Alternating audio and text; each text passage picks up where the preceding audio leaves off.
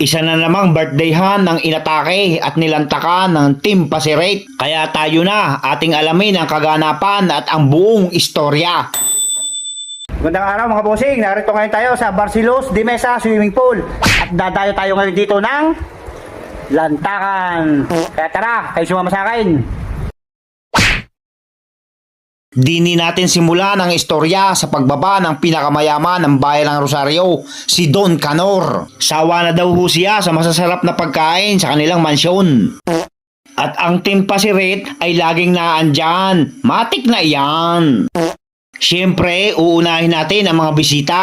Ikinasa ko agad ang aking kamera nang sila naman ho ay makita. Napakarami din nga ho ng mga tao, dini ho ay aming nadatnan. Barkadahan din sina Tulbok at sila nga daw ho ay mamimerdehan. At bago ko ho ituloy ang aking istorya, big shoutout muna sa Delgado Serrano family. At sa mga taga Sitio San Lorenzo at sa lahat ng taga Barangay Itlugan. Tama na iyang dakdakan, didiretso na ho tayo dinay sa ating lalantakan. May kanin, check. Morcon blue, ika nga ni kaulam, check. Apretada, puchero, check na check. Abay syempre, hindi papahuli ang ating boss amo. Ang pinakamatakaw, pinakamayaman ng bayan ng Rosario.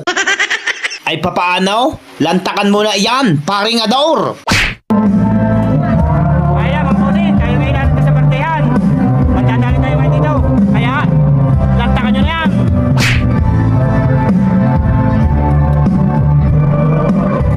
Gordon Blue.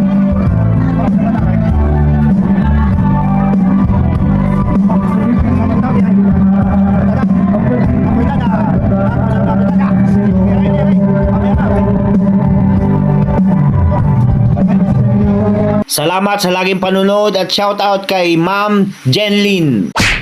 Shoutout din kay Bossing Joel Villarino Dumael. Ay busog ang Team Pasirate, ay kita nyo ga naman. Sa mga oras naman hong iyan ay pumasok na ang ating napakagandang birthday celebrant. Happy 7th birthday Zaina Cyril Serrano. Big shout out and thank you so much Ma'am Grace and Boss JC Serrano. Ay munti ko nang makakalimutan. Shout out din sa iyo paring Victor Delgado. Maraming